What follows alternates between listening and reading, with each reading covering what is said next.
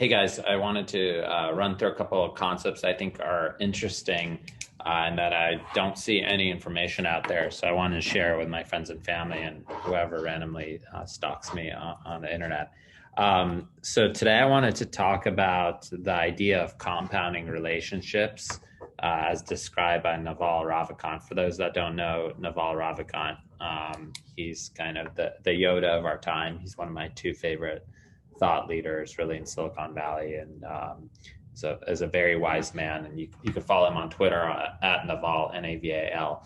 So let's talk about compounding relationships. So a lot of people talk about this concept now that Naval talks about it, but they don't really actually understand it or practically apply it.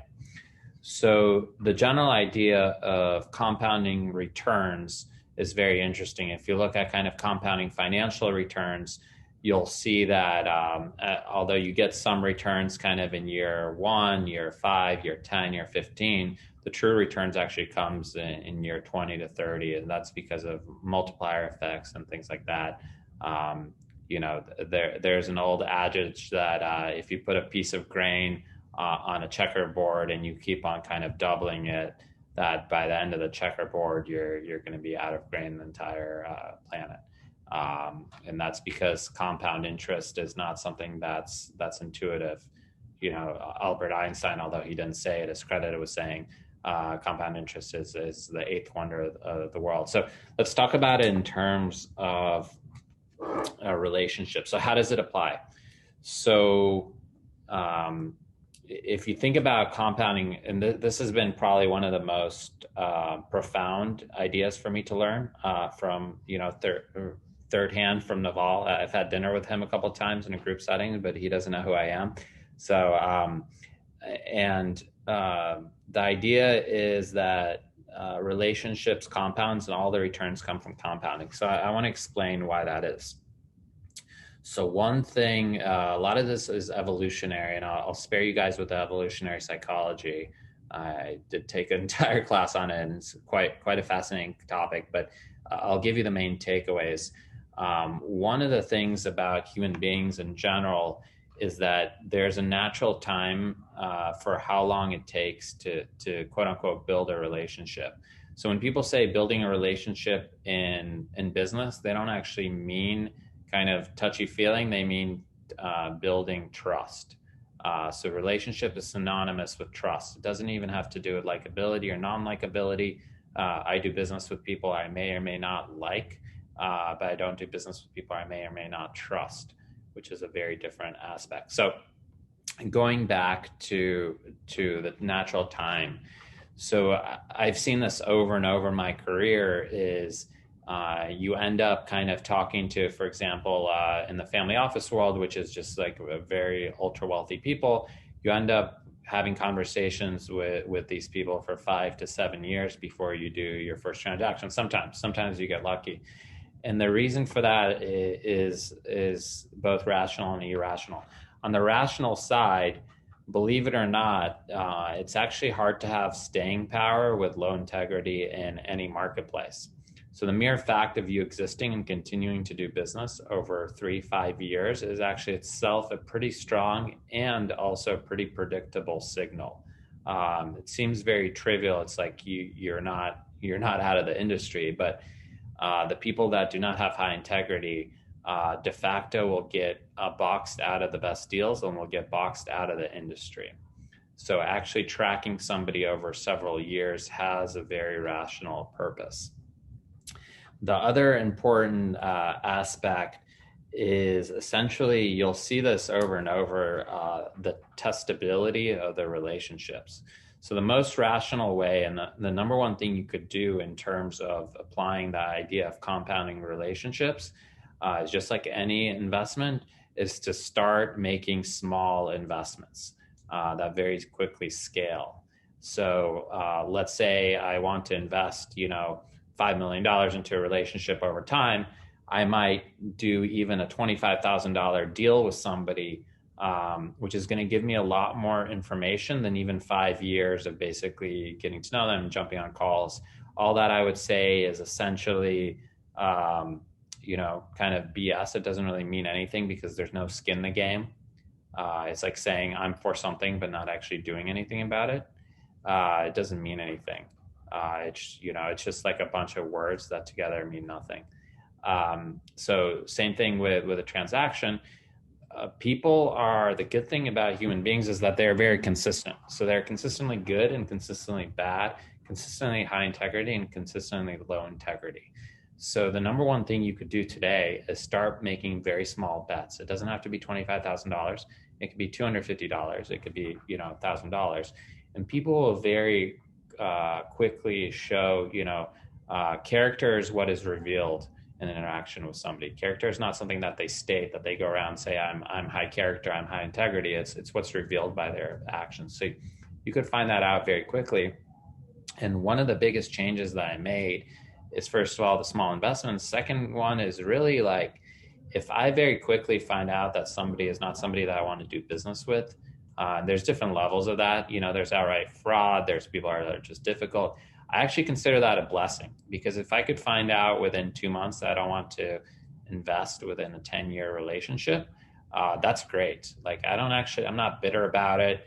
I'm not like acrimonious in terms of like trying to fight for every last dollar. I'm like, okay, test happened and it didn't work out. And the best relationships are really, they're really exponentially better than the worst relationships. And I'll tell you the kind of the hurdle for what is a good relationship. So I'll give a couple examples. I'm going to call them out because it's positive.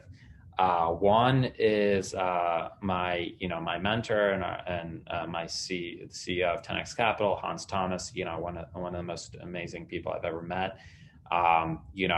We have with him and both another mentor of mine, Gil Pincino, who started the first syndicate on AngelList, Flight VC, who kind of gave me the reins on that.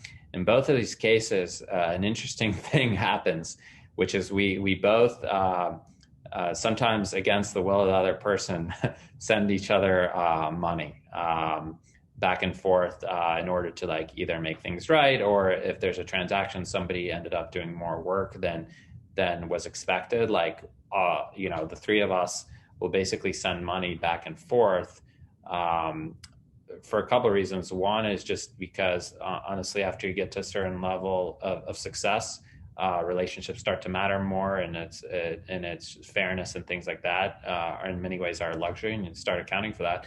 But the main thing is that the value of the relationship, if you think of the relationship if you objectify it as an asset, the value of the asset goes up as fairness is maintained and as the relationship grows.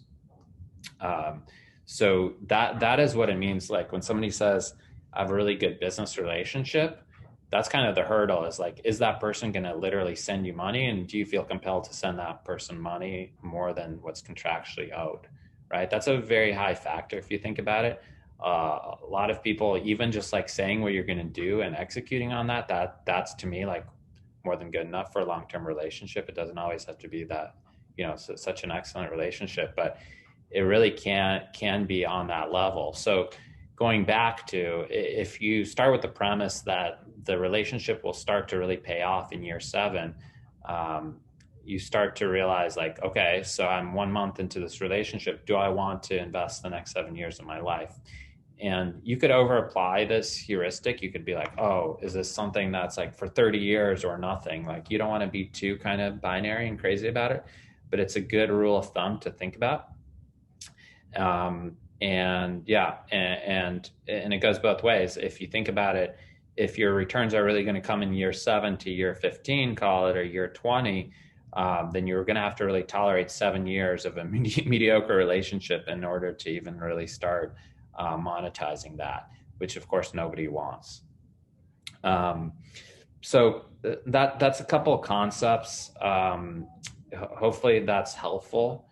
I think this is one of the least understood concepts in business.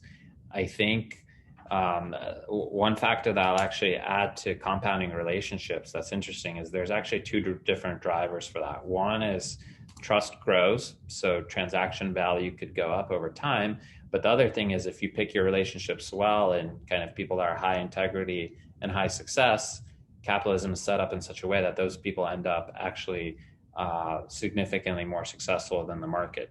So you actually have a multiplier. So if you think about the trust going up, which will increase the size of your transaction, both of you actually growing and progressing your career will also be a force multiplier.